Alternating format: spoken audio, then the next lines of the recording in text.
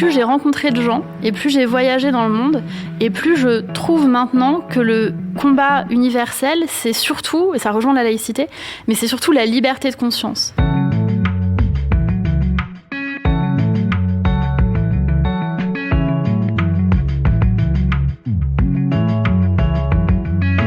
C'est une militante laïque et féministe de longue date.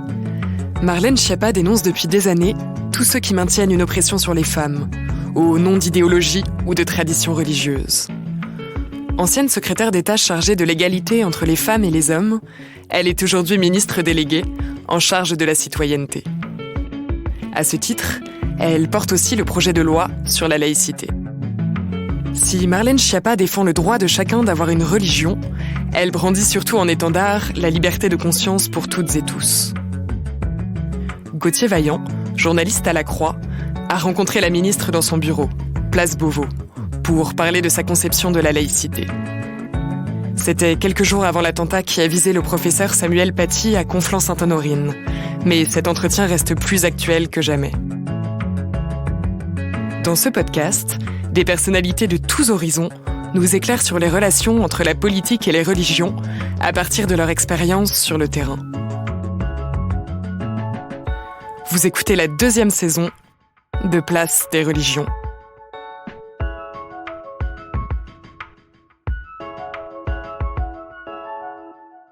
Bonjour Marlène Schiappa. Bonjour. Vous êtes ministre déléguée en charge de la citoyenneté. Les Français vous connaissent encore surtout comme l'ancienne secrétaire d'État à l'égalité entre les femmes et les hommes. Mais désormais, avec le ministre de l'Intérieur Gérald Darmanin, vous vous apprêtez à porter la future loi sur le séparatisme, qui devrait d'ailleurs s'appeler, si j'ai bien suivi, projet de loi renforçant la laïcité et les principes républicains. La laïcité, c'est un sujet qui vous tient à cœur. Vous lui avez même consacré un livre en 2018.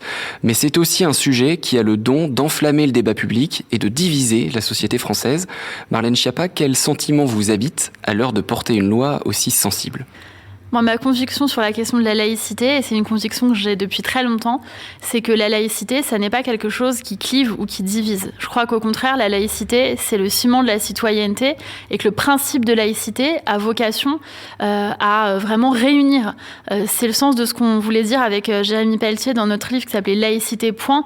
L'idée, c'est de dire la laïcité, c'est quoi ? C'est la séparation entre les églises et l'État, c'est aussi la liberté de conscience et donc la liberté de culte. Et ensuite se décline tout ce qui va avec et tout ce qui en découle dans le quotidien, comme la neutralité des services publics, comme la place de l'école comme respiration républicaine, pour prendre l'expression de Catherine Kinsler. Mais je crois que la laïcité, fondamentalement, c'est vraiment quelque chose qui rassemble. Et je me suis toujours battue dans ma vie politique pour justement dire on doit plus défendre la laïcité parce que c'est pas quelque chose qui est contre qui que ce soit.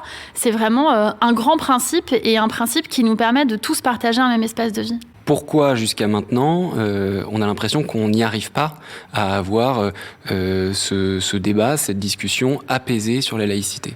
Moi, je pense que quand on s'en donne les moyens, d'abord, je crois toujours qu'on peut discuter de façon apaisée. J'ai fait un débat récemment avec Rokhaya Diallo. On est en désaccord sur énormément de choses et en désaccord très fort, mais j'ai voulu montrer qu'on pouvait être en désaccord et répondre sans aller sur l'invective personnelle, l'insulte, la menace de mort, etc. Donc, je crois que si on s'en donne les moyens et qu'on fait un débat un petit peu de haut niveau, on peut réussir à parler. Moi, à plusieurs reprises dans mes fonctions, j'ai organisé des débats autour de la laïcité. Et tout le monde m'a dit « Oh là là, mais tu vas mettre ensemble des gens qui ont des lignes très différentes. Tu vas être dans la même pièce, Jean-Louis Bianco, Laurent Bouvet, Valentine Zuber, Cindy Léonie. Ça va être un pugilat, etc. » Bah non, en fait, nous sommes des gens civilisés et tout le monde s'est parlé très correctement. Il y avait Martine Storti, il y avait Rachid Benzine, il y a plusieurs personnes qui sont venues intervenir. Et je crois que dès lors qu'on prend la peine de s'écouter, et pas de prêter des intentions aux autres en face, on peut débattre. Et on peut aussi avoir des désaccords autour des questions de laïcité et on peut en parler, c'est pas grave.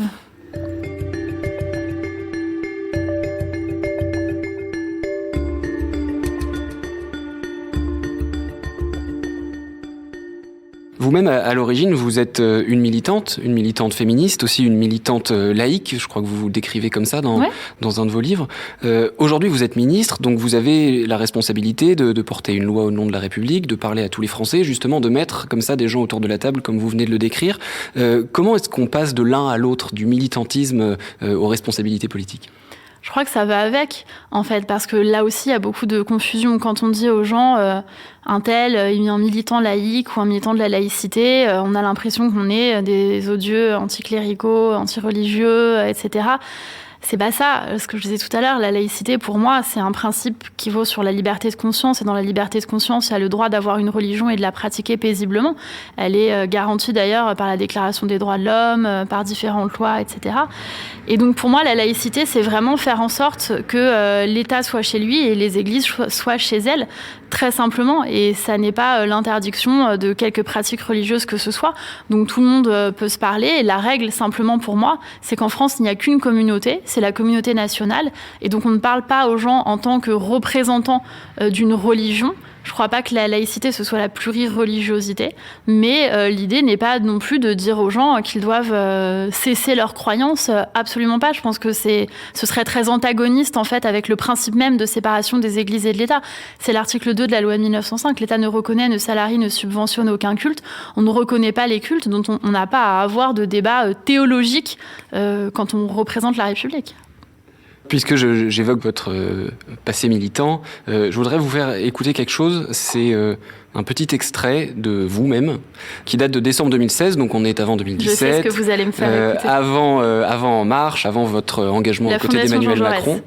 Et bien sûr, avant votre entrée au gouvernement, effectivement, une vidéo d'une interview que vous donnez pour la Fondation Jean Jaurès sur le thème laïcité, religion et féminisme. Et donc voici ce que vous disiez à l'époque. On voit très bien que les religieux, eux, savent parfaitement bien s'unir entre eux et s'entendre pour défendre un certain nombre de choses qui construisent l'oppression des femmes et qui construisent le contrôle de la religion, du fait religieux et des doctrines religieuses sur le corps des femmes.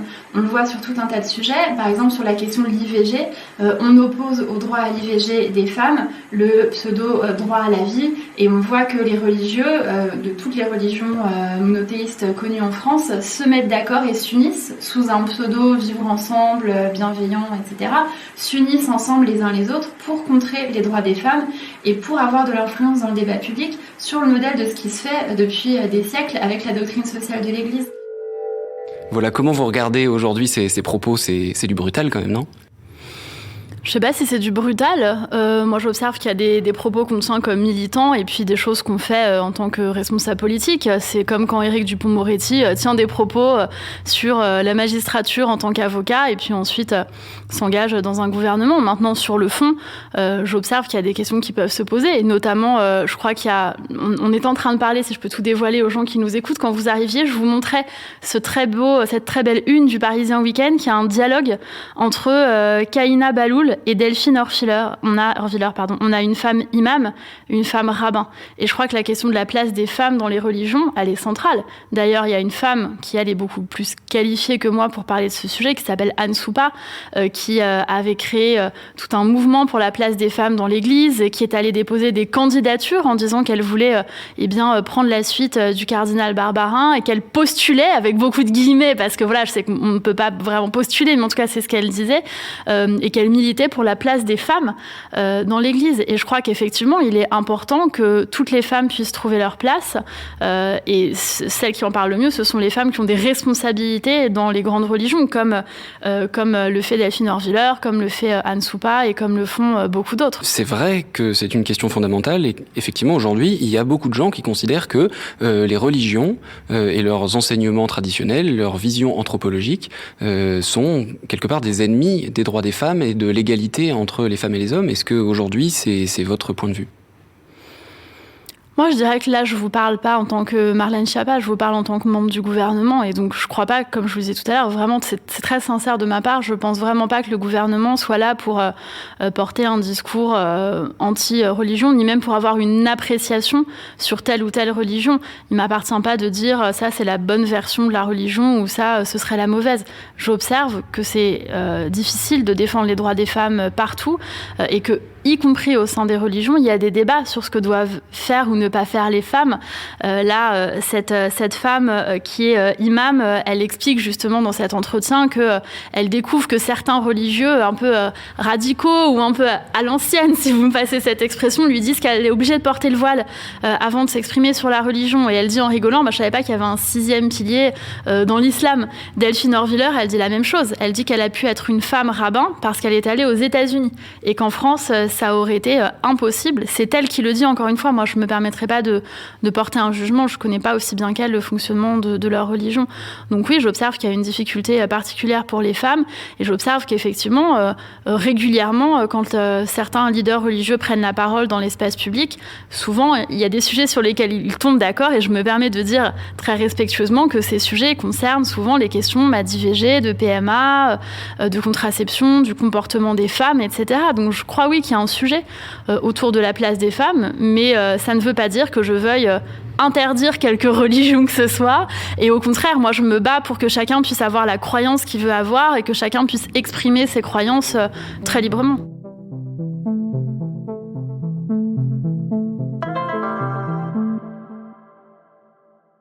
Chez les chrétiens, chez les catholiques en particulier, il y a un certain nombre de personnes qui considèrent que la laïcité française, telle qu'on la vit aujourd'hui, est en quelque sorte l'héritière du christianisme, qui a théorisé la séparation du pouvoir spirituel et du pouvoir temporel.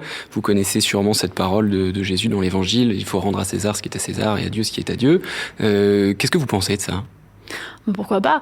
Écoutez, honnêtement, moi je crois que les débats, en fait, j'ai relu récemment l'ensemble des débats qui avaient eu lieu autour de la loi de 1905. Et je trouve que, en fait, pour ceux que ce sujet intéresse, c'est très savoureux de relire maintenant en 2020, alors qu'on a des débats sur comment renforcer la laïcité, comment lutter contre l'islamisme, etc. C'est très savoureux de lire les positions des uns et des autres, de voir comment les différents partis politiques ont évolué, de voir la position qui était celle de l'Église catholique, qui d'ailleurs après, en 1907, a souhaité revenir sur un certain nombre de dispositions. Mais c'est drôle aussi parce qu'il y a une des conclusions du débat au moment du vote de la loi, c'est une phrase de Jaurès qui dit « Bon, au moins, pour ce qui concerne l'aspect juridique, cette question est définitivement tranchée. » Et voilà, ça fait un peu sourire en 2020 quand on voit qu'en fait, on en débat encore et qu'en fait, finalement, est-ce que cette question pourra être tranchée et comment le spirituel, le pouvoir spirituel, si je peux le dire de cette manière, et le pouvoir temporel, qui est le pouvoir politique, qui est délimité et qui est censé être fondé sur d'autres éléments, comment ils peuvent cohabiter, j'allais dire, je ne sais pas si le terme est exact, je pense qu'il n'est pas bien choisi, mais en tout cas peuvent avoir une existence commune et des prises de position, chacun comme il le souhaite et chacun sur les sujets qui le concernent. Est-ce que les religions ont pour vous aujourd'hui un rôle positif à jouer dans la société ? Moi, j'observe qu'il y a des messages qui sont prononcés par des leaders religieux. Et si vous me permettez de citer les grands auteurs, et en l'occurrence le ministre Gérald Darmanin, il dit souvent qu'un ministre du culte n'a pas la même fonction que l'association du club des boulistes de Tourcoing. Et il le dit, voilà, il est maire de Tourcoing, et c'est pas une offense vis-à-vis du club de boulistes de Tourcoing, qui est sûrement très honorable. Mais c'est vrai que quand un leader religieux s'exprime, il est écouté et il est suivi par une grande partie de la population.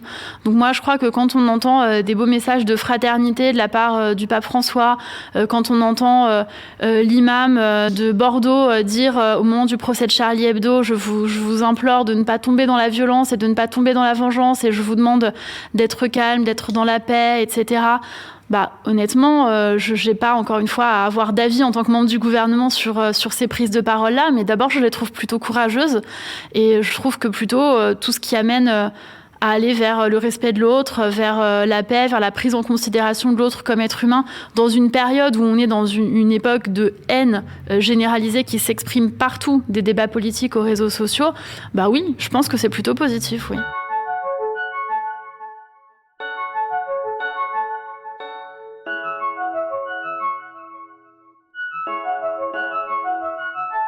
Est-ce que la religion a joué un rôle dans votre vie, à vous, Marlène Schiappa ?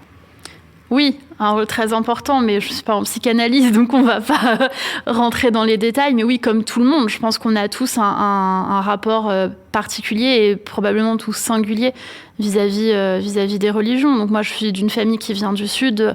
Ma mère est d'origine italienne, mon père est corse, donc on a des traditions catholiques qui sont profondément ancrées. Moi, je fête Noël avec un sapin, une étoile sur le sapin, une crèche avec Jésus, les rois mages, etc. Et en même temps, ça, c'est de l'ordre de la vie vraiment privée. Et je crois que ça doit être très, très distingué vis-à-vis de la vie publique. Pourquoi ? Parce que dans la vie publique, on ne reconnaît pas les gens pour leur religion, mais en tant que citoyens, indifféremment. Et je crois que c'est ça aussi le fondement de la laïcité, c'est-à-dire que chez vous pouvez avoir une croix, une mezouza, un tapis de prière, un petit chat vers lequel vous adressez vos prières. Voilà, il y a beaucoup de nouvelles religions. Il y a des gens qui sont New Age, bouddhistes, qui ont une spiritualité personnelle. Et je pense que tout ça doit être tout simplement respecté. Vous en parlez un petit peu dans un de vos livres qui s'appelle « Si souvent éloigné de vous », qui est composé de lettres que vous écrivez à vos filles. Vous racontez un dialogue au cours duquel vous dites à l'une d'entre elles « Nous, tes parents, nous sommes agnostiques ou athées, je crois que ça dépend des jours. Ouais. » Qu'est-ce que ça veut dire ? Et surtout, aujourd'hui, vous êtes plutôt agnostique ou athée ? D'abord, vous savez, les enfants posent toujours beaucoup de questions là-dessus. Et donc, ma fille cadette, en l'occurrence, il y a quelques années, nous a dit un jour à table « Mais nous, on est quoi ?» Et on est quoi ? C'est-à-dire, quel est le sens de ta question ? Elle me dit, j'ai un copain, en fait, une de ses meilleures amies, sa maman est pasteur, et donc elle me dit, mon amie, sa maman, elle est pasteur, et donc elle m'a expliqué ce que c'était, etc. Et puis j'étais chez mamie, et mamie, elle va à l'église, et donc elle est catholique, mais nous, on est quoi ?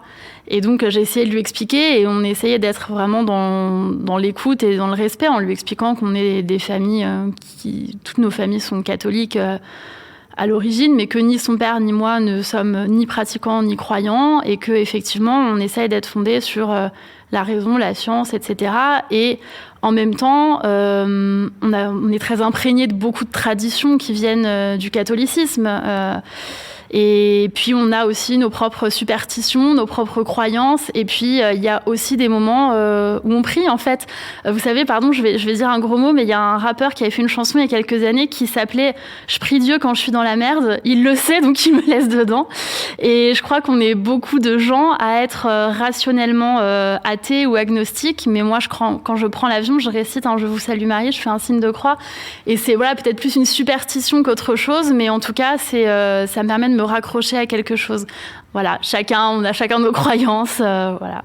Toujours dans ce livre, un peu plus loin, on trouve un poème que vous récitez à votre fille. Je ne sais pas si vous vous rappelez vous voyez de quel poème je veux parler. Dites-moi, lequel ? Il commence par « Seigneur, préservez-moi, préservez ce que j'aime ». Oui, Victor Hugo, La maison sans enfants. Oui. Ouais. Vous pourriez le lire en entier ? Ouais. Ça vous ennuie pas ?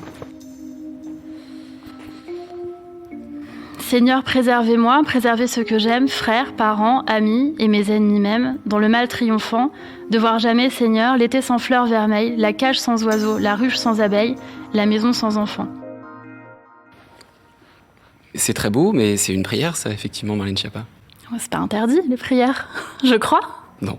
Non, c'est pas interdit. Et d'ailleurs, je vois que vous avez aussi mon nouveau livre devant vous, et le titre est « Entre toutes les femmes », et il est issu d'où vous savez, et voilà, je crois qu'il n'est pas interdit de prier. Il y a des très belles prières, et je crois qu'il y a des moments où on est dans la vie, où on traverse des épreuves, des choses très difficiles, et voilà, il y a des gens que la prière aide, comme il y a des gens que faire du sport aide, et je compare pas l'un et l'autre, mais je crois que la spiritualité, c'est aussi quelque chose d'intéressant, et quelque chose qu'on peut comprendre chez les uns et les autres.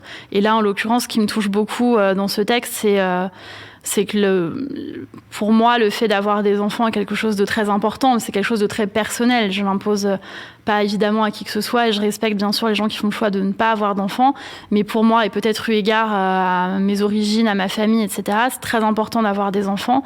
Et voilà, et ce livre, c'est un livre d'une maman qui trouve que pour moi, la vie aurait été insupportable si je n'avais pas eu d'enfants. Alors, puisque vous l'avez mentionné, je vais dire un mot de votre nouveau livre, effectivement, qui vient tout juste de sortir. C'est une galerie de portraits de femmes, j'allais dire, anonymes, en tout cas qui ne sont pas des célébrités, des icônes, que vous avez trouvées remarquables. Et donc, vous leur consacrez ce livre, cette galerie de portraits, qui s'appelle effectivement « Entre toutes les femmes », qui, le titre, bien sûr, est tiré de la prière du « Je vous salue Marie ». Pourquoi ce titre ? Parce que c'est une prière que j'ai souvent dite, comme je le disais précédemment, en prenant l'avion, voilà.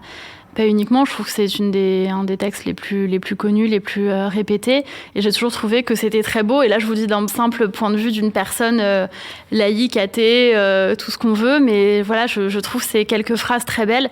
Et je trouve qu'elles s'enchaînent très bien. Et je trouve qu'on...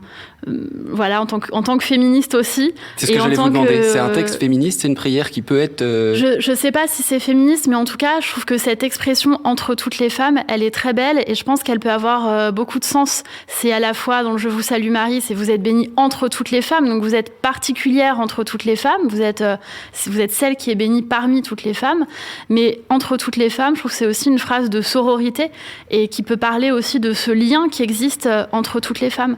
Et d'ailleurs, dans le livre, j'ai voulu parler notamment d'une femme qui est persécutée parce qu'elle appartient à une minorité religieuse qui est rescapée du génocide des Yézidis.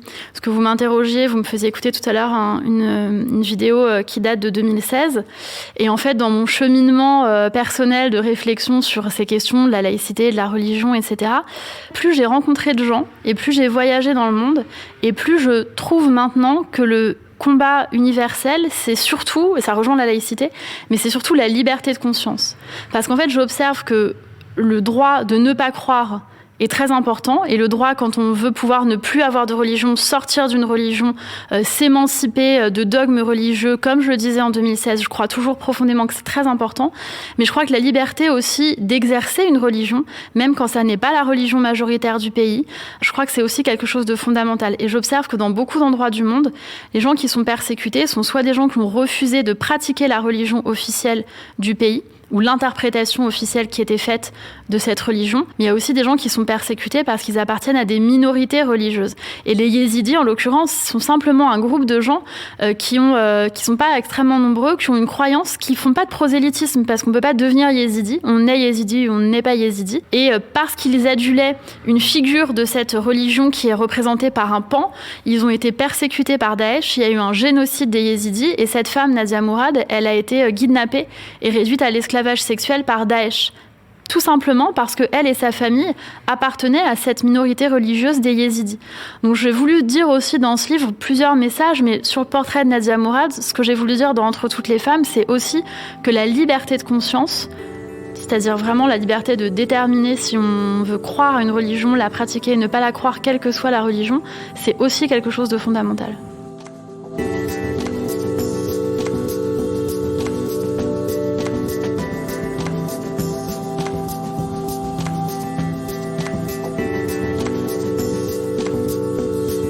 Vous venez d'écouter un épisode de la 2e saison de Place des religions. S'il vous a intéressé, n'hésitez pas à le partager et à vous abonner à notre podcast. Chaque semaine, retrouvez-nous en compagnie d'une nouvelle personnalité politique. Place des religions est à écouter sur toutes les plateformes, sur le site et l'appli La Croix.